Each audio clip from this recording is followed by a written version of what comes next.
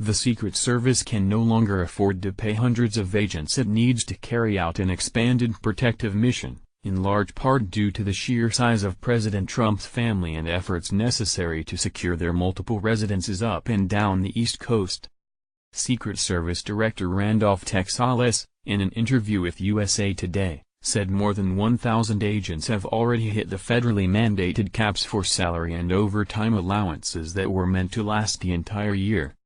The agency has faced a crushing workload since the height of the contentious election season, and it has not relented in the first 7 months of the administration. Agents must protect Trump, who has traveled almost every weekend to his properties in Florida, New Jersey and Virginia, and his adult children whose business trips and vacations have taken them across the country and overseas.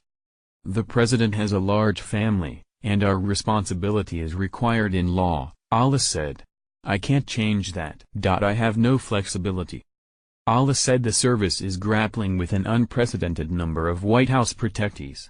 Under Trump, 42 people have protection, a number that includes 18 members of his family. That's up from 31 during the Obama administration. Overwork and constant travel has also been driving a recent exodus from the Secret Service ranks, yet without congressional intervention to provide additional funding, Alice will not even be able to pay agents for the work they have already done. The compensation crunch is so serious that the director has begun discussions with key lawmakers to raise the combined salary and overtime cap for agents, from $160,000 per year to $187,000 for at least the duration of Trump's first term. But even if such a proposal was approved, about 130 veteran agents would not be fully compensated for hundreds of hours already amassed, according to the agency. I don't see this changing in the near term, Allah said. Both Republican and Democratic lawmakers expressed deep concern for the continuing stress on an agency, first thrust into turmoil 5 years ago with disclosures about sexual misconduct by agents in Colombia and subsequent White House security breaches.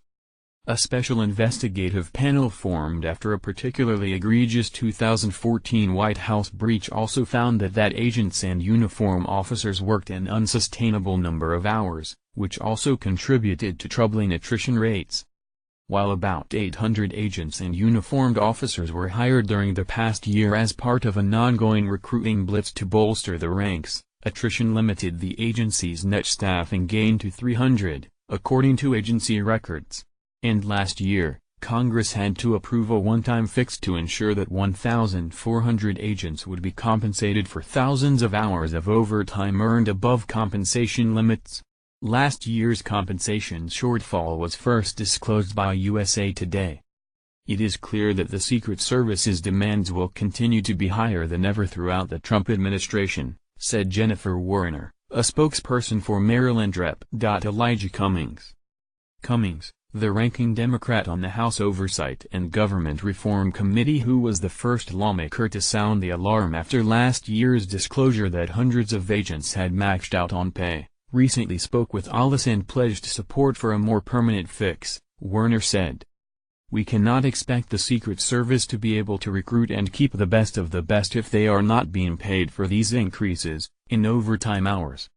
South Carolina Representative Trey Gowdy, the Republican chairman of the House Oversight Panel, is working with other committees of jurisdiction to explore ways in which we can best support the Secret Service, his spokesperson Amanda Gonzalez said. Talks also are underway in the Senate, where the Secret Service has briefed members of the Homeland Security Committee, which directly oversees the agency's operations. Ensuring the men and women who put their lives on the line protecting the president, his family and others every day are getting paid fairly for their work is a priority, said Missouri Senator Claire McCaskill, the panel's top Democrat. "I'm committed to working with my colleagues on both sides to get this done." Without some legislative relief, though, at least 1,100 agents, for now, would not be eligible for overtime even as one of the agency's largest protective assignments looms next month. Nearly 150 foreign heads of state are expected to converge on New York City for the United Nations General Assembly. Because of the sheer number of high-level dignitaries, the United Nations gathering is traditionally designated by the U.S., as a national special security event and requires a massive deployment of security resources managed by the Secret Service. That will be even trickier this year. Normally, we are not this tapped out, said Ales, whom Trump appointed to